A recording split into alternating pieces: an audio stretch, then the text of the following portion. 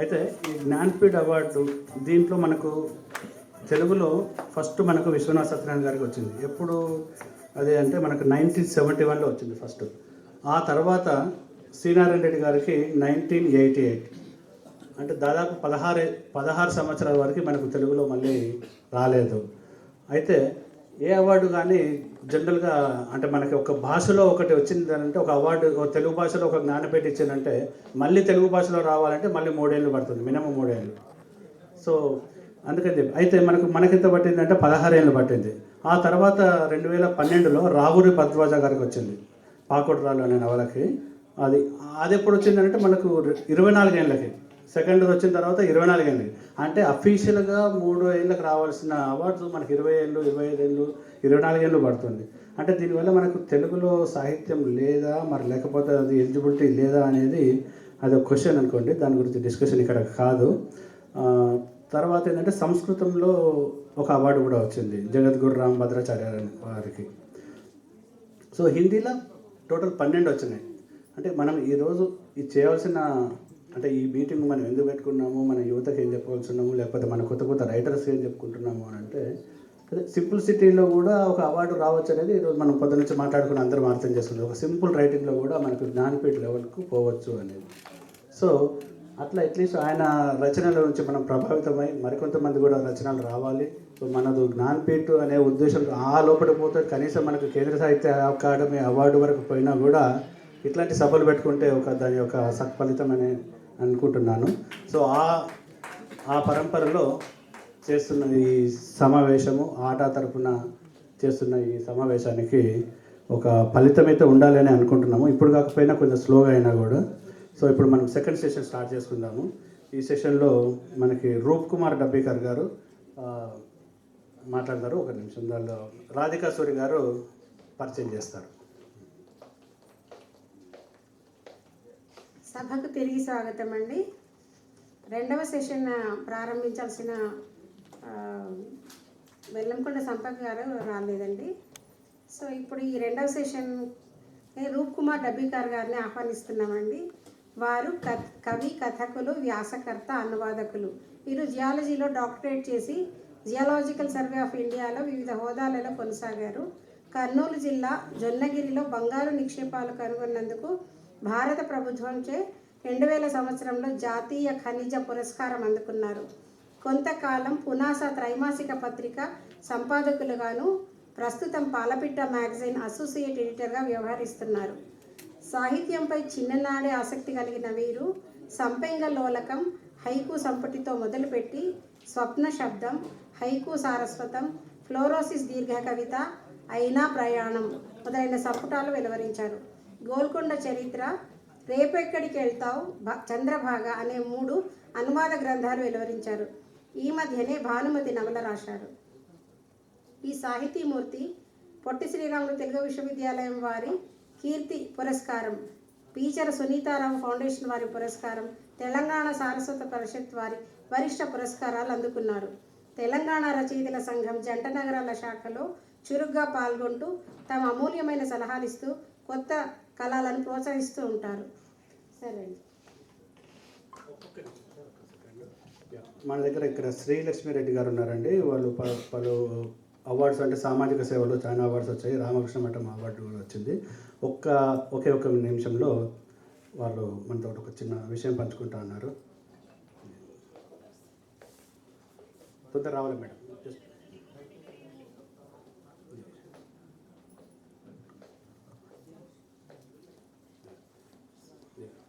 ఒకే ఒక నిమిషం madam. Please. సభకు నమస్కారం అండి. వేదికను అలంకరించిన పెద్దలకి, ఇక్కడ ఆసీనులైన నాతోటి సోదరీసోదరులందరికీ నమస్కారం. సో ఒకే ఒక్క నిమిషంలో కట్టే కొట్టే తెచ్చే రామాయణంగా చెప్పాలంటే మాది నెల్లూరు జిల్లా ఆత్మకూరు. నేను శ్రీలక్ష్మిరెడ్డి నా పేరు. మా వారు జయపాల్ రెడ్డి గారు హైకోర్టు అడ్వకేట్. ఎక్కడ ఏ ఆడపిల్ల ఏ కష్టాల్లో ఉన్నా నేనున్నాను అంటూ గత 30 సంవత్సరాలుగా చెంచల్గూడ జైల్లో ఎంతో తెలుసో అపరాధం చేసిన ఆడవాళ్ళకి కానీ మగవాళ్ళకి కానీ ట్రైనింగ్లు ఇస్తూ వాళ్ళు బయటకు వచ్చిన తర్వాత కలెక్టర్ ఆఫీస్ నుంచి CMEY ద్వారా 5 లక్షల లెక్కన శాంక్షన్ చేయించి గ్రూపుల్లాగా ఏర్పాటు చేసి మళ్ళీ అటువంటి తప్పు చేయకూడదు అని చెప్పి ట్రైనింగ్ ఇస్తున్న దానికి రామకృష్ణ మఠం ద్వారా 2012లో నన్ను ఆటా సభలకు పంపించారండి. రామకృష్ణ మఠం ద్వారా ఉత్తమ social worker award from Ramakrishna Math. నేను సగర్వంగా ఎన్నో అవార్డుల కంటే రామకృష్ణ మఠం స్టూడెంట్ని. 1000 మంది మగవాళ్ళ కంటే ఎంతో సామాజికంగా అంటే ఎటువంటి ఫలితాన్ని ఆశించకుండా సమాజ సేవ చేసే ఒక 100 మంది మహిళలను ఇస్తే ఈ దేశ చరిత్ర మారుస్తానన్న రామకృష్ణ మఠ్ స్టూడెంట్ అని సగర్వంగా చెప్పుకుంటున్నాను. తర్వాత నాకు 2 అంటే వర్మీ కంపోస్ట్ వానపాముల ఎరువు తయారీలో రాష్ట్రపతి అవార్డు 2011. ఇలా చెప్పుకుంటా పోతే దాదాపు ఒక 100 అవార్డులు వచ్చినాయండి. అవార్డుల గురించి కాదు కానీ నేను చెప్పేది ఏంటంటే నా మెయిన్ కాన్సెప్ట్, నా గోల్ ఏంటంటే ఎక్కడ ఆడపిల్ల ఏ కష్టాల్లో ఉన్నా నేనున్నాను, చనిపోకూడదు, ఆత్మహత్య చేసుకోకూడదు. నేను 9849161302 ఎక్కడికి వెళ్ళినా సరే నా ఫోన్ నెంబర్ ఇచ్చి, పత్రికల్లో కానీ ఫేస్బుక్లో కానీ స్టేటస్లో కానీ ఎక్కడైనా నా ఫోన్ నెంబర్ ఇచ్చి మీరు చనిపోదాము అనుకున్న ఒక చిన్న ఆలోచన మీకు వస్తే నన్ను సంప్రదించండి. మిమ్మల్ని బతికి సమాజంలో ఎంత సగర్వంగా నిలబెడతానో చూపిస్తానని చెప్పాను. మా పెద్దమ్మాయి Rohini Sindhuri IAS officer, she is special secretary to mines and commerce department, chief minister పేషి రోహిణి సింధురి. రెండో అమ్మాయి doctor Priyanka Reddy MD dermatology, బాబు లాయర్. ఇంత సర్వీస్ చేస్తున్నా కూడా పిల్లల్ని ఎలా చదివించగలరు? ఇంట్లో ఇల్లు గెలిచి రచ్చగలవాలంటారు ఆడవాళ్ళు ఎవరైనా కూడా. ఏదో సమాజ సేవ చేస్తాం, బయటకు వెళ్ళిపోతాం, పిల్లల్ని పట్టించుకోకుండా కుటుంబాన్ని పట్టించుకోకుండా ఉండేదన్నట్టు కాకుండా I'm the role model of the family. మా ఫ్యామిలీలో మా 100 తరాలు ఇటు 100 తరాలు కూడా మా ఇళ్ళల్లో ఎవరు ఐఏఎస్ లేరు. సో బిడ్డను చదివించుకుంటూ పిల్లల్ని మంచిగా రాత్రి 11ంటికి వచ్చిన వాళ్ళ హోంవర్క్లు చెకప్ చేసుకుంటూ ఇల్లు గెలిచి రచ్చగలవాలనే ఉద్దేశంతో పిల్లల్ని బాగా చదివించుకున్నాను, సమాజానికి శ్రేయస్సుగా చేస్తున్నాను. ఇందులో మీకు మళ్ళీ ఒక డౌట్ రావచ్చు, ఒక ఎన్జిఓగా కానీ లేకపోతే ఎవరైనా డొనేషన్స్ తీసుకోవటం అని కానీ. లేదండి, నాకు పెట్రోల్ బంక్ మీద డబ్బులు వస్తాయి, ఆ డబ్బులతోనే చేస్తున్నాను. ఎక్కడైనా నేను ఎవరి దగ్గరైనా డొనేషన్లు తీసుకుంటానంటే ₹1,00,000 బహుమతి ప్రకటించాను. అదేవిధంగా మా ఊళ్ళో ధ్వజస్తంభం ఉండే గుడి లేదండి, 2 దేవాలయాలు అమ్మ నాన్న పేరు మీద దాసరి బుజ్జిరామారెడ్డి కృష్ణవేణమ్మ, మా అత్తగారి పేరు మీద మా సొంత స్థలంలో వెంకటేశ్వర గుడి రామాలయం నిర్మించామండి. 2 కళ్ళుగా సమాజ సేవ ఒక పక్క కన్నుగా, మానవ సేవ మాధవ సేవ 2 కూడా నా కళ్ళుగా పనిచేస్తున్నాను. ఇది నేను సగర్వంగా మీకు ధైర్యంగా ఒక ఆడ మనిషి సాధించదలసి ఏదీ లేదు, మనం తలుచుకుంటే నిరూపించడానికి. నేను ఎప్పుడు టీవీలు ఇవన్నీ ఏమి కూర్చోడను. నా టైం అంతా కూడా ఒక మదర్ తెరీసా ఎక్కడో ఉండామె మన దేశానికి వచ్చి సమాజ సేవ చేస్తుంది. మన రెడ్డి కుటుంబాలు ఎవరు బయటకు వచ్చి చేసేవాళ్ళు లేరని ఒక చిన్న కోరికతో ఈ విధంగా నేను చేస్తున్నానండి. నేను ఏమైనా తప్పు మాట్లాడుంటే క్షమించవలసిందిగా కోరుతున్నాను. ఈ అవకాశం ఇచ్చిన దానికి నాకు ఈ అందరికీ కూడా పాదాభివందనం, కృతజ్ఞతలు తెలియజేసుకుంటూ. థ్యాంక్స్ అండి, great work. So definitely we will follow you. So Roop Kumar గారు మీరు.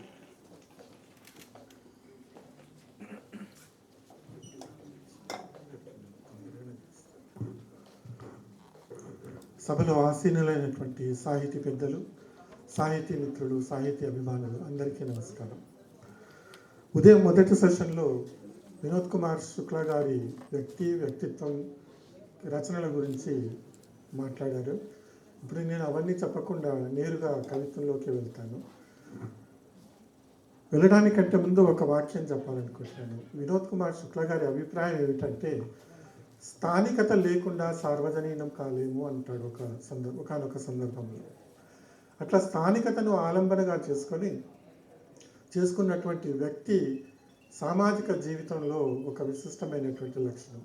అలాంటి స్థానికతను మర్చిపోకుండా దాన్ని ఆలంబనగా చేసుకుని ఆటా నిర్వాహకులు అమెరికా నుంచి ఇక్కడికి మన స్థానికమైనటువంటి ప్రదేశానికి రావడము, సాహితీ సాంస్కృతిక సేవా కార్యక్రమాలు చేపట్టడం అనేది చాలా గొప్ప విషయం. ముందుగా వారికి ఈ సందర్భంలో అభినందనలు తెలుపుతున్నాను. వినోద్ కుమార్ శుక్లా నవలలే కాకుండా కవిత్వం కూడా రాశారాయన. అయితే ఆయన హిందీ సాహిత్యంలో ప్రసిద్ధుడైన ఆయన మ్యాజికల్ రియాలిజం అనే కవిత్వం చాలా ప్రసిద్ధిగా అనేసి చెప్తూ ఉంటారు. అయితే ఈ మ్యాజికల్ రియాలిజం అంటే ఏమిటి, అసలు రియాలిజం అంటే ఏమిటి, ఇవి చదివేటప్పుడు అలాగే కొన్ని సరియాలిస్టిక్ అంటే అధివాస్తవికతమైనటువంటి లక్షణాలు కూడా నాకు కొన్ని కనబడ్డాయి. వాటి గురించి నేను ఇక్కడ ఆయన కవిత్వంలో ప్రస్తావిస్తాను. ఆయనది ఒక చిన్న కవిత ఉంది.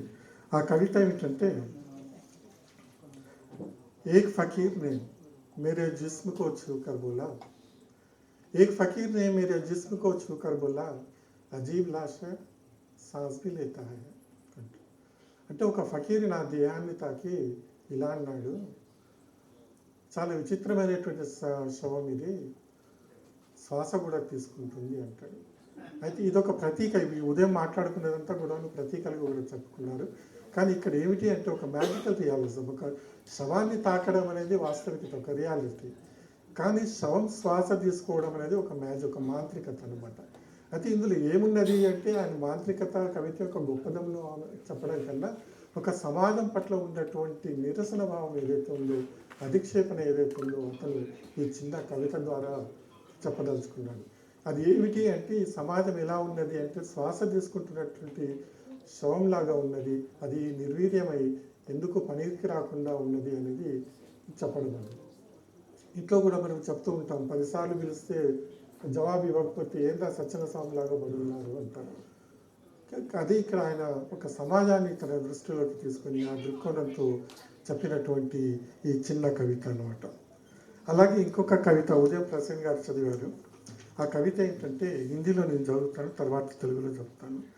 हताशा से एक व्यक्ति बैठ गया था, व्यक्ति को मैं नहीं जानता था, हताशा को जानता था, इसलिए मैं उस व्यक्ति के पास गया. అంటే నిరాశతో ఒక వ్యక్తి కూలబడ్డాడు. అతను ఎవరో నాకు తెలియదు, నిరాశ అంటే ఏమిటో నాకు తెలుసు అంటాడు. అలాగే అందుకే అతని దగ్గరికి వెళ్ళాను, నా చేతిని అందించాను. నా చెయ్యి అందుకొని అతను లేచి నిలబడ్డాడు. నేనెవరో అతనికి తెలియదు, కానీ అతనికి సహాయంగా అందించిన నా చెయ్యి తెలుసు. ఇద్దరము కలిసి నడిచాము. ఇద్దరము అపరిచితులమే, కానీ కలిసి నడవడం ఇద్దరికీ తెలుసు. అయితే ఇందులో విశిష్టత ఏమిటి అంటే నిరాశ అంటే నిస్సహాయ స్థితిలో ఉన్నటువంటి ఒక వ్యక్తికి సహాయం అందించేటటువంటి చేయి అవసరం ఎంతగా ఉంది అని చెప్పడం ఇక్కడ. అంటే ఆ చేయి అందించినప్పుడే ఆ నిస్సహాయుడైనటువంటి దీనావస్థలో ఉన్నటువంటి వ్యక్తికి జీవితం పైన ఒక నమ్మకం కలుగుతుంది, ఒక విశ్వాసం కలుగుతుంది. అలాంటి చెయ్యి స్నేహస్తం చాపడమే చాలా గొప్పదనమాట. అంటే ఇది చాలా సాధారణమైనటువంటి దృశ్యీకరణ, కానీ ఇందులో అసాధారణత ఏమిటి అంటే కష్టాల్లో ఉన్న వ్యక్తికి సహాయం చేయడం అనేది చాలా గొప్పదైనటువంటి పని. అది అందరూ చేయలేరు. అది కనబడడానికి సాధారణంగా కనబడుతుంది, కానీ సహాయం చేయడం అనేది ఒక అసాధారణమైనటువంటి చర్య. ఇప్పుడు మనం చూస్తాం, చాలామంది పోతూ ఉంటారు, ఎవరైనా సహాయం చేయండి అంటే మనం కాస్త మొహం తిప్పుకొని వెళ్తాము. కానీ అలా మొహం తిప్పుకొని వెళ్ళకుండా సహాయం చేయగలిగితే అది చాలా గొప్ప గుణాత్మకమైనటువంటి క్రియాశీలకమైనటువంటి వ్యక్తి చర్య అని శుక్ల గారి అభిప్రాయం అనమాట. అంటే ఉదయం చెప్పుకున్నట్టుగా శుక్ల గారి కవిత్వంలో కానివ్వండి, వచన రచనలో కానీ జీవన సంఘర్షణలు, సామాజికత కాకుండా ప్రాకృతిక దృశ్యాలు కూడా చాలా ఉంటాయి. ఆయన ప్రాకృతిక దృశ్యాలు తీసుకున్నా కానీ అందులో కూడాను సామాజికతని కనబడుతుంది, జీవన సంఘర్షణలు కనబడతాయి. సాధారణమైనటువంటి వ్యక్తి ఏ విధంగా జీవిస్తున్నాడు, అతని పైన రాజ్యాధికారం ఏ విధంగా దాడి చేస్తున్నది, కార్పొరేట్ వ్యవస్థ ఏ విధంగా దాడి చేస్తున్నది అనేది ఆయన వ్యక్తీకరిస్తాడనమాట. అందులో ఏమిటి అంటే ఇప్పుడు దీన్ని అంటే ఒక చేయి గురించి చెప్పేటప్పుడు కేదార్నాథ్ సింగ్ అని ఒక కవి ఉన్నాడు. ఆయన కూడా జ్ఞానపీఠ పురస్కార గ్రహీత. 2014లోనే వచ్చింది. మన శుక్ల గారికి 2024లో వస్తే ఆయనకు 2014లో వచ్చింది. ఆయన ఏమంటాడంటే ఉస్కా హాత్ అప్నే హాత్ మే లేతే హుయే మైనే సోచా దునియా కో హాత్ కి తరహ గరం ఔర్ సుందర్ హోనా చాహియే.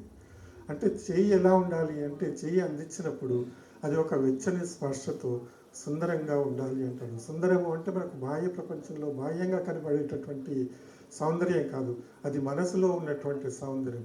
అంటే ఒక చేయి ఎప్పుడైతే అవసరానికి ముందుకు వస్తుందో ఆ చేయిలో ఉన్నటువంటి వెచ్చని స్పర్శ కానివ్వండి, ఆ చేయిలో ఉన్నటువంటి సౌందర్యం ఎంత గొప్పదైనది అనేది ఎవరు మన కేదార్నాథ్ సింగ్ చెప్తాడనమాట. అది చాలా ప్రత్యేకం. ఇంకొకటి ఏమిటంటే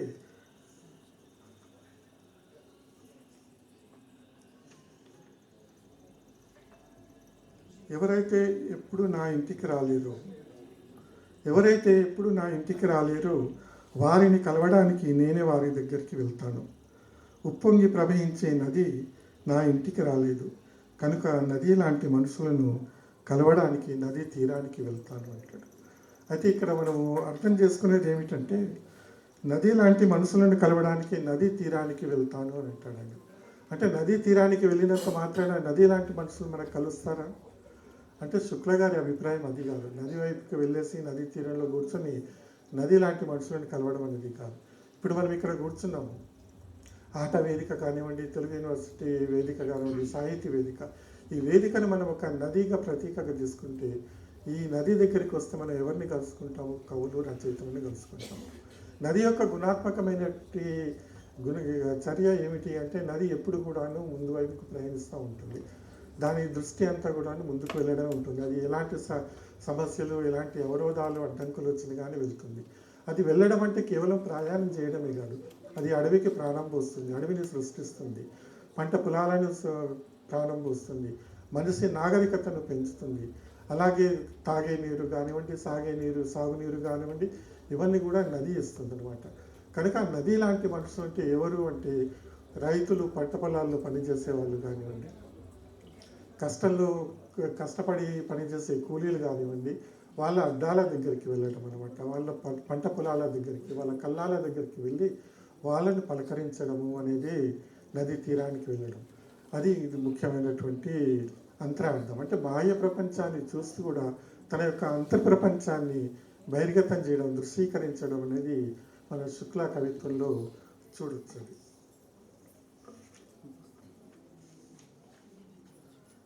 ఇది కవిత ఇంకాస్త మనం పొడిగించుకుంటూ పోతే ఏమవుతుంది? లెక్కలేని వృక్షాలు, పంట పొలాలు నా ఇంటికి రాలేవు. పల్లె పల్లెకు, వాడవాడకు, చెట్టు చేమ వద్దకు వెళ్తాను. పనులో మునిగి ఉన్న వారి వద్దకు నేను ముసుపోకకు వెళ్ళను. ఒక అవసరమైన పనిగా వెళ్ళి కలుస్తూ ఉంటాను. ఇదే నా ఒకే ఒక్క చివరి కోరికగా, ఇదే నా మొదటి ప్రాధాన్యతగా ఉండాలని కోరికతో ఉంటాను. అంటే వాళ్ళ దగ్గరికి వెళ్ళేసి వాళ్ళని డిస్టర్బ్ చేసి వాళ్ళు పని చేసుకోకుండా చేయడం అనే ఉద్దేశం నాది కాదు. వాళ్ళను ప్రేరేపించడం, వాళ్ళతో కాసేపు స్నేహంగా ఉండడము, ప్రేమగా ఉండడం కోసం వెళ్తాను. కానీ అలా ఉబుసిపోకకు టైంపాస్గా వెళ్ళి వాళ్ళతో కూర్చోనని చెప్తూ ఉంటాడు. అయితే చెప్పేటప్పుడు ఏంటాడు, ఒక మాట అంటాడు, వారి కాసేపు ఈదులాడతాను. అంటే నదీ తీరానికి వెళ్ళినప్పుడు ఏం చేస్తాడంటే కాసేపు ఈదులాడతాను, కాసేపు మునిగి తేలుతాను అంటాడు. ఈ కాసేపు ఈదులాడటము అంటే వారి సంభాషణలు ఈదులాడటము, వారి సంభాషణతో వాళ్ళతో ఉన్నటువంటి స్నేహంలో మునిగి తేలడం అనే అర్థాన్ని మనం ఇక్కడ తీసుకోవచ్చు అన్నమాట. అలా ఒక ప్రతీకాత్మకంగా చెప్పడమే కాక అంటే ఒక సాధారణమైనటువంటి విషయాన్ని, అంటే ఏదైతే రియాలిజంలో మనము ప్రత్యక్షంగా చూస్తామో దాని మ్యాజికల్ రియాలిజంలో ఒక మాంత్రికతను ఆపాదించి చెప్పడం అనమాట. ఇక్కడ ప్రకృతి ఉన్నది, సాధారణ జీవి ఉన్నాడు, ఒక జీవన సంఘర్షణ, ఈ మూడు కూడా సమ్మిళితమై ఉన్నటువంటి ఈ కవిత ఇది చాలా అద్భుతమైనటువంటి కవిత. ఇంకొకటి ఏంటంటే వాస్తవికత, మ్యాజికల్ రియాలిజం, అది వాస్తవికతనే కాకుండా ఈయన కవిత్వంలో ఇమేజరీ అనేది కూడా ఉంటుంది, ఒక బింబాత్మక శైలి అనేది కూడా ఉంటుంది. మళ్ళీ ఇక్కడ నేను ఒక కేదార్నాథ్ సింగ్ ఒక చిన్న కవితను మన స్పష్టత కోసం తీసుకుంటాను. పిల్లవాడు మేల్కొంటాడు, దట్టమైన పొగమంచులో తన తండ్రి ఛాయ్ కోసం, తేనీరు కోసం పాలు కొనడానికి వీధి చివరిలో ఉన్న దుకాణానికి ఒంటరిగా వెళ్తాడు. ఇందులో ఏముంటుంది, एक बच्चा जागता है और घने कोहरे में पिता की चाय के लिए दूध खरीदने नुक्कड़ की दुकान तक अकेले चला जाता है. ఈ కవిత చదవడానికి చాలా సరళంగా కనబడుతుంది, కానీ ఇందులో ఒక దృశ్యం మాత్రమే కనబడుతుంది. కవిత్వంలో ఉన్నటువంటి వస్తువు ఏమిటి అంటే అది బాలుడు. ఆ బాలుడు ఏమవుతున్నాడు ఇక్కడ డైరెక్ట్గా కవి చెప్పడు. దట్టమైన పొగమంచులో అంటే ఒక మూలమలుపుకి వెళ్ళగానే ఆ పొగమంచు తెరలో వచ్చేసి ఆ బాలుడు కనబడకుండా అదృశ్యమైపోతాడు. అది ఈ కవిత్వం యొక్క సౌందర్యం అన్నమాట. అంటే ఏమిటి, కవిత్వంలో వస్తువు మాయమైపోయి కేవలం దృశ్యం కనబడేది ఒక బింబాత్మకత అన్నమాట. అలాంటి కవిత్వం కూడా మన ఎవరు శుక్ల గారి కవిత్వంలో చూడవచ్చు అన్నమాట. అదేమిటి అంటే आकाश से उड़ता हुआ एक छोटा सा हरा तोता एक पेड़ पे जाकर बैठ गया. पेड़ भी खूब हरा भरा था, फिर तोता मुझे दिखाई नहीं दिया. वह हरा भरा पेड़ ही दिखता रहा. అంటే ఆకాశంలో ఎగిరేటటువంటి ఒక పచ్చని చిలుక వెళ్ళి ఒక చెట్టు మీద కూర్చుంది. ఆ చెట్టు కూడా ఏమిటి, పచ్చదనాన్ని నింపుకొని ఉన్నది. ఆ తర్వాత ఏమైపోయింది, ఆ చిలుక కనబడటం లేదు, కానీ చిలుక అక్కడ ఉన్నది. కానీ చెట్టు యొక్క పచ్చదనంలో ఉండిపోవడం వల్ల ఆ చిలుక కనపడలేదు. అంటే ఇక్కడ ఏమిటి, ఇక్కడ చిలుక, అక్కడ బాలుడు ఏదైతే వస్తూ ఉన్నాడో బాలుడు కనబడకుండా పొగపంచ వెనక తెరల వెనక వెళ్ళిపోయాడు. అలాగే ఇక్కడ ఉన్నటువంటి వస్తువు ఏదైతే ఉందో చిలుక, ఆ చిలుక చెట్టు యొక్క కొమ్మల పచ్చదనం వెనకాల ఉండిపోయింది. కేవలం మనకు దృశ్యం మాత్రమే కనబడుతుంది అని చెప్పడం. అంటే ఈ శైలి ఏదైతే ఉందో ఇమేజరీ, ఒక బింబాత్మక శైలిని కూడా తన కవిత్వంలో, చిన్న చిన్న కవితల్లోనే చాలా ఒక భావ విస్తృతితోటి చెప్పగలిగేటటువంటి వైశిష్ట్యాన్ని కలిగి ఉన్నటువంటి మహనీయుడు మన వినోద్ కుమార్ శుక్ల గారు. ఇంకొకటి ఏంటంటే ఇందులో అధివాస్తవికత ఎక్కువగా కనబడుతుంది. ఆంఖ్ బంద్ కర్ లేనే సే అంధేకి దృష్టి నహీ పాయి జాతి. అంటే కళ్ళు మూసుకోవడం వల్ల అంధుడు చూసేటటువంటి చూపు ఏదైతే ఉందో ఆ చూపు యొక్క దృష్టి క్షేత్రం, ఇక్కడ ఆంఖ్య అంటే దృష్టి క్షేత్రంగా మనం తీసుకోవాలి. అంటే అంధుడు చూసేటటువంటి దృష్టి క్షేత్రం ఎంత ఉంటుంది అంటే చాలా విశాలంగా చాలా దూరం వరకు పోతుంది. దృష్టి ఉన్న వాళ్ళు చూసేది ఎంత ఉంటుంది, సైంటిఫిక్గా మనం ఆలోచిస్తే 1 కిలోమీటర్ వరకే చూడగలడు. కిలోమీటర్ వరకు పోయినా కానీ ఆ దృశ్యం కథ స్పష్టంగా ఉండదు. అయితే అంధుడు ఏమిటి, అతనికి ఎలాగో బాహ్య దృష్టి లేదు, కానీ తన అంతర్దృష్టితోటి ఈ సర్వ ప్రపంచాన్ని కానివ్వండి, సమాజాన్ని కానివ్వండి, మొత్తం సంపూర్ణంగా దర్శించే ప్రయత్నం చేస్తూ ఉంటాడు అనమాట. అది అంధుడికి ఉన్నటువంటి తేడా, బాహ్యమైనటువంటి దృష్టి కలిగినటువంటి వ్యక్తికి తేడా ఇక్కడ ఈయన చెప్పదలుచుకున్నాడు కవి. జిస్కే టటోల్నికి దూరి పర్ హై సంపూర్ణ. జిస్కే అంటే ఈ అంధుడు టటోల్ అంటే తడవడం అన్నమాట. చేయితోటనో కట్టెతోటో తడుముకుంటూ వెళ్తూ ఉంటాడు అనమాట. అతను అంధుడు ఏమిటి, అతను అలా తడుముకుంటూ ఏం చేస్తాడు, అతను సంపూర్ణత్వాన్ని దర్శించే ప్రయత్నం చేస్తాడు. ఇక్కడ ఒక వాస్తవికమైనటువంటి సంఘటన ఏంటంటే, నేను రీసెర్చ్ చేసేటప్పుడు యూనివర్సిటీలో మా ఫ్రెండ్ ఒకతను ఉండేవాడు, అతను అంధుడే. యూనివర్సిటీ ఆర్ట్స్ కాలేజ్ దగ్గర బస్ స్టాప్ ఉంటుంది. ఆ బస్ స్టాప్లో రీసెర్చ్ అంటే వర్క్ అయిపోయిన తర్వాత సాయంకాలం ఇంటికి వెళ్ళడానికి ఆ బస్ స్టాప్లో నిలబడితే నీలం శివసిద్ధయ్య అని కడప వ్యక్తి, నేను కాస్త దూరంగా నిలబడ్డాను. ఎవరు గమనించటం, ఎందుకంటే ఎప్పుడు చూస్తుంటారు కదా అనేసి.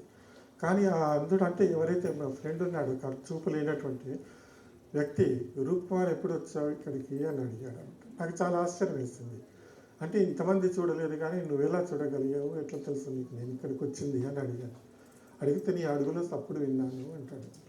నా అడుగుల సప్పుడు నాకే వినబడి రావదు, నీకెట్లా వినబడింది అయ్యా అంటే, అదే కుమార్ మీకు నాకున్న తేడా, మా ఏకాగ్రత అంతా కూడాను చుట్టుపక్కల వాతావరణం మీద ఉంటుంది, కనుక ఇప్పుడు సమాజం మీద ప్రపంచం మీద ఉంటుంది అనేసి చెప్పడం. అంటే అంత సునిశ్చితమైనటువంటి అబ్జర్వేషన్ వాళ్ళకు ఉంటుందన్నమాట.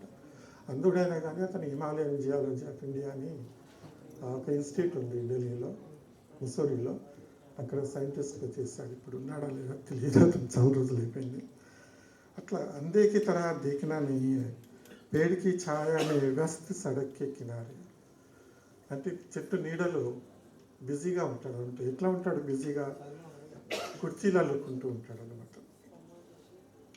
కుర్చీ బూంతా హవా ఏ కంద సంసార్కు సబ్సే అధిక్ ప్రేమ కడతా హై. అంటే ఒక చెట్టు నీడ రోడ్డు పక్కన నిలబడి కూర్చొని చెట్టు నీడన కుర్చీలు అల్లుకుంటూ అతను ఏం చేస్తున్నాడంటే, అతని దృష్టి అంతా కుర్చీ మీద ఉండదు, యావత్ ప్రపంచం మీద ఉంటుంది. ఆ యావత్ ప్రపంచాన్ని యొక్క సంపూర్ణత్వంగా దర్శించే ప్రయత్నం చేస్తాడు. అది కవిత్వం యొక్క గొప్పతనం అన్నమాట, శుక్ల గారి కవిత్వం. అయితే ఈ స్వభావం దీన్ని ఏమంటారంటే, అరవింద్ కృష్ణ మెహరోత్రా అని ఒక విమర్శకుడు ఉన్నాడు హిందీలో. దీన్ని వర్టిజినస్ క్యారెక్టర్ అని చెప్పారనమాట. వర్టిజినస్ క్యారెక్టర్ అంటే ఏమిటి, వస్తువు ఉంటుంది, గుడ్డివాడు అక్కడే ఉన్నాడు, కుర్చీ అక్కడే ఉంది, చెట్టు అక్కడే ఉన్నది, కానీ వెనుక దృశ్యం ఏమవుతుంది, దృశ్యం కూడా ఉన్నది, కానీ ఆ దృశ్యం యొక్క వైశాల్యత పెరగడం. అంటే మనం జూమ్ చేస్తాం అనుకోండి, ఒక ఫోటో తీసుకోవాలి అంటే దూరం కావాలి అంటే దాన్ని అడ్జస్ట్ చేస్తాము, దూరంకి వెళ్ళి తీసుకోవాలన్నా కానీ దగ్గరికి రావాలన్నా కానీ జూమ్ చేయడం అనేది ఉంటుంది. ఎప్పుడైతే మనం జూమ్ చేస్తామో దూరం ఉన్నది కూడా మనకు దగ్గరికి వచ్చేస్తుంది. అట్లా ఈ వర్టిజినస్ క్యారెక్టర్ అంటే కవి ఏం చేస్తున్నాడు, ఒక కెమెరాలో ఉన్నటువంటి దృష్టిని అంధుడి యొక్క దృష్టితోటి పోల్చుకుంటూ ఈ ప్రపంచాన్ని జూమ్ చేసుకుంటూ ఒక విశాలత్వాన్ని పెంచి ఈ ప్రపంచాన్ని చూస్తున్నాడు అని విమర్శదాన్ని విశ్లేషణ చేస్తాడు అరవింద్ కృష్ణ మెహరోత్రా అనేసి. ఇంకొక కవిత చూస్తే, మనం ఇప్పుడు కాసేపు మౌనంగా ఉంటామా, ఇంకా మనం ఏం మాట్లాడలేమో వాటిని విందామా, కళ్ళు కూడా మూసుకోండి. మనం ఏం చూడలేకపోయామో వాటిని చూద్దాం. మనం ఏమైనా చూడగలుగుతామా, వినగలుగుతామా? ఇది చిన్న కవిత అనువాదం చేశాను.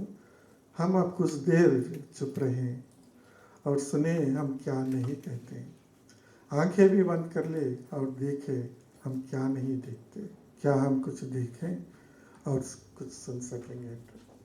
అంటే కళ్ళు మూసుకున్న తర్వాత కూడా చాలా విషయాలు మనం గమనించాలి. కానీ కళ్ళు లేనటువంటి వ్యక్తి ఏం చేస్తాడు? అన్నీ చూడగలుగుతాడు, అన్నీ వినగలుగుతాడు. మనకు చూపు ఉన్నటువంటి వ్యక్తి ఏం చేస్తాడు? మన పక్కన ఉన్న వాడితో మాట్లాడడం జరుగుతుంది. కానీ చూపు లేనటువంటి వ్యక్తి ఏం చేస్తాడు? మన పక్కన కూర్చున్నా కానీ వెనకాల ఎవరున్నారు, ముందు ఎవరున్నారు అనేది కూడా గమనిస్తాడు. దీన్ని ఒక సర్రియాలిజం అంటే వాస్తవికత నుంచి కాస్త దూరంగా తీసుకెళ్తాడు. అంటే ఇక్కడ మాంత్రికత అనేది ఏమీ లేదు, వాస్తవికత నుంచి కొద్దిగా దూరం తీసుకెళ్ళి తన కల్పనా చాతుర్యంతో భావాత్మకంగా చెప్పడము ఈ సర్రియాలిజం యొక్క విశిష్ట లక్షణం అంట. అట్లా ఈ అధివాస్తవికత సర్రియాలిజంని కూడాను తన కవిత్వంలో చెప్తాడు ఇతను. అంటే ఈ సర్రియాలిజం, మ్యాజికల్ రియాలిజం అనేది కూడా అంతా విమర్శకులు ఇస్తారు. కానీ కవి రాసేటప్పుడు తనకు తోచినటువంటిది కాకుండా తాను అనుభవించినటువంటిది, తాను అనుభవాలను ఇంకింపజేసుకున్నటువంటి సంవేదనలు తన అక్షరాల్లో, కవిత్వంలో ప్రకటిస్తాడు. ఆ ప్రకటించిన భావాన్ని విమర్శకుడు నానా రకాలుగా పేర్లు పెట్టేసి ఇది ఈ విధంగా ఉంది, ఈ విధంగా ఉంది అంటాడు. కానీ కవి ఇవేమీ పట్టించుకోడు. ఈ మ్యాజికల్ రియాలిజమా లేకపోతే సర్రియాలిజమా అనేది తనకు తోచినటువంటి, తనకు అనుభవంలోకి తీసుకున్నటువంటి సంవేదనలను తన అక్షరీకరణలో ఒక ప్రత్యేకమైనటువంటి పద్ధతిలో చెప్తాడు. దానికి విమర్శకులు పేర్లు పెట్టుకుంటూ ఉంటారు అన్నమాట. ఇంకొకటి ఏంటంటే సమాజం పట్ల ఎంత జాగ్రత్తగా ఉండాలి అనేది కూడా ఒక కవిత్వంలో చెప్తాడు ఆయన. దునియా జగత్ అనేది ఒక శీర్షిక కవిత ఉంది. సామాన్యంగా మనం అనుకుంటాం జగత్ అంటే అది ప్రపంచం, దునియా అన్నా కానీ ప్రపంచం. కానీ ఇక్కడ దునియా జగత్ ఏదైతే శీర్షిక ఉందో, జగత్ అంటే మనము బావి చుట్టూ కట్టేటటువంటి ఒక సిమెంట్ గద్దె ఒకటి ఉంటుంది. ఆ గద్దెను హిందీలో జగత్ అంటారు. ఆ దునియా జగత్తును తీసుకుని అంటే అది బావి చుట్టూ ఉన్నటువంటి సిమెంట్ గద్దెను దృష్టిలో పెట్టుకొని ఈ కవిత్వం రాస్తాడు ఆయన. దునియా జగత్ కూహేక అంటే ఈ సిమెంట్ గద్దె ఏదైతే ఉందో అది బావి. जिस पर जाने कैसे चढ़ा एक नन्हा बच्चा, आवाज़ नहीं दी मैंने उनसे, चौंक कर कहीं अंदर गिर जाता तो, चुपचाप धीरे धीरे चला, संभल कर उठाया मैंने गोद में उसको, बस इतना ही मैं चुप रहा, इतना धीरे चला, बहुत चुप बहुत धीरे चला. అంటే ఆ గద్దె మీదకి ఎక్కినటువంటి ఒక అమాయకుడైన చిన్న పిల్లవాడు తొంగి చూస్తూ ఉంటాడు అనమాట. తొంగి చూసేటప్పుడు తను గట్టిగా అరిచాడు అనుకోండి, అరే అది ఎందుకు ఎక్కావు అంటే తను కంగారు పడేసి బావిలో పడిపోయే అవకాశం ఉంటుంది. కనుక అతన్ని తీసుకోవాలి, కాపాడాలి అంటే ఏం చేయాలి అంటే చాలా నెమ్మదిగా వెళ్తాడు, ఎలాంటి శబ్దం రాకుండా నెమ్మదిగా వెళ్తాడు, మౌనంగా వెళ్తాడు. అట్లా ఆ బాలుని కాపాడతాడు. అలాగే సమాజంలో ఉన్నటువంటి ఈ పిల్లల మనస్తత్వం కలిగినటువంటి అంటే పిల్లవాడికి ముందు ఏం ఆపద జరుగుతుందో తెలియదు. కానీ ఇప్పుడు ఎలా ఉన్నది అంటే సమాజంలో ఉన్నటువంటి ఒక సాధారణ వ్యక్తికి ఈ రాజకీయాలు అర్థం కావు. కనుక వాళ్ళు చెప్పే మాటలే మనం వింటాం. కానీ 5,000 ఉద్యోగాలు ఇస్తారంటే మనం ఓటేసేస్తాము. కానీ ఇక్కడ ఈయన ఏం చెప్తున్నాడు, కవి ఏం చెప్పదలుచుకున్నాడు, అలాంటి వ్యక్తులకు మనం చాలా మౌనంగా చాలా నెమ్మదిగా వాళ్ళను చైతన్యపరచాల్సినటువంటి అవసరం ఉన్నది అనేసి కవి యొక్క అభిప్రాయం అనమాట. అది కవి అలా చెప్పదలుచుకుంటాడు.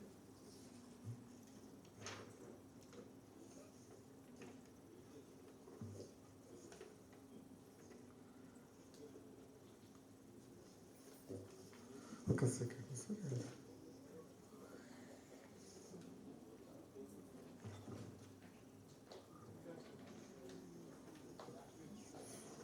ఓకే, ఇలా ఒక మ్యాజికల్ రియాలిజం మనకు హిందీ సాహిత్యంలో 1920-30లో వచ్చినటువంటి ఈ రియాలిజం అనేటటువంటి ప్రక్రియ 1950-1960 మధ్యలో దశకంలో వచ్చినటువంటి మ్యాజికల్ రియాలిజం వీటిని ప్రత్యేకంగా తన కవిత్వంలో అభివ్యక్తీకరిస్తూ కవి వినోద్ కుమార్ శుక్ల తన కవిత్వాన్ని రచన చేస్తూ ఉంటాడు.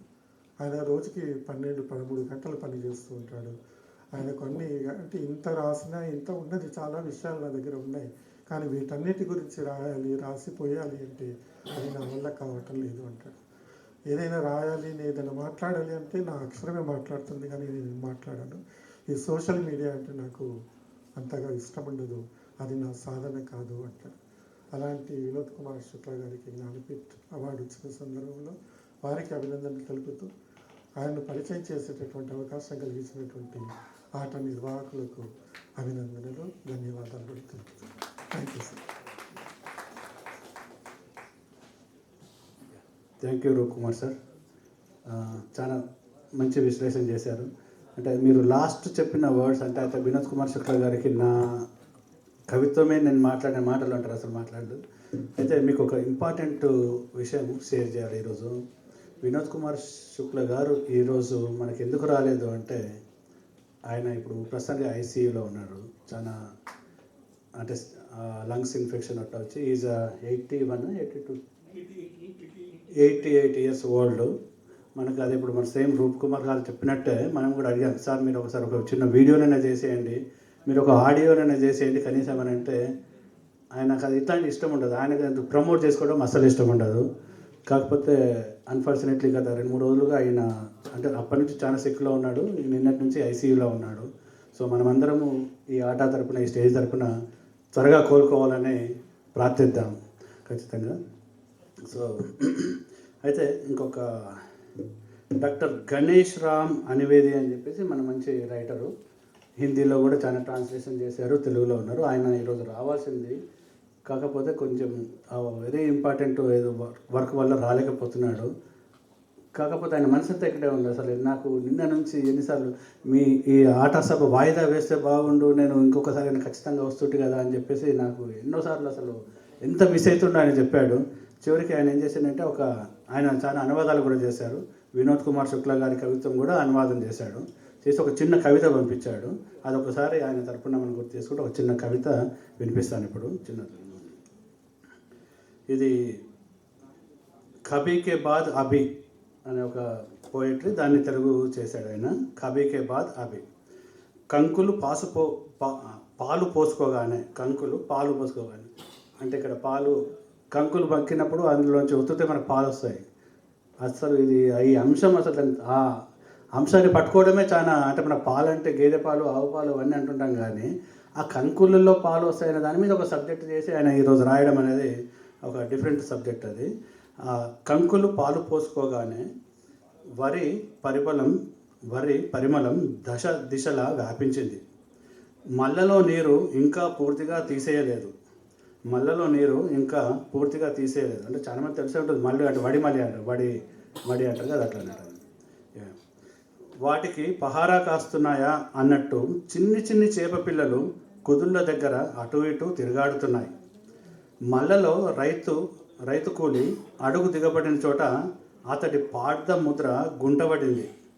దానికి రక్షణగాన అన్నట్టు ఆ గుంటలో నిండిన పారదర్శక జలాల్లో చేపలు గుంపులుగా తిరుగుతున్నాయి. నీరు, మట్టి, గాలిలో నిండిన వరి పరిమళంతో కూడి చేపల నీచు వాసన వాటిలాగానే గాల్లో ఈదులాడుతుంది. దూర తీరాలకు వ్యాపించిన ఈ పరిమళం వల్ల వాసన గాలిలోకి విసిరి ఈదులాడుతున్న చేపల నీచు వాసనని పట్టేద్దామా అని ఓ మత్స్యకారుణ్ణి అలవాటుగా ఆశ పెట్టిందేమో. ఈ గాలిలో విరగపండిన వరి తన సత్తాని సరిసమానంగా చాటితే నాగలి భుజాన వేసుకొని రైతు వీస్తున్న గాలిని కూడా దున్నేశాడు. ఇప్పుడైతే పండిన వరి గాలిలో కూడా పరిమళిస్తూ ఉంటుంది. అంతేనండి. సో ఇట్లాంటి అద్భుతమైన ఒక కవిత ఆయన అంటే వరి అది ఎట్లా పండింది అనే దాన్ని మొత్తం మొదటి నుంచి చివరి వరకు చెప్పాడు. సో ఇట్లాంటి కవితలు ఎన్నో రాశారు. సో ఇప్పుడు నెక్స్ట్ ఆనంద్ గారి గురించి రాధిక గారు చెప్తారు. అల్లతి పదాలతో చక్కని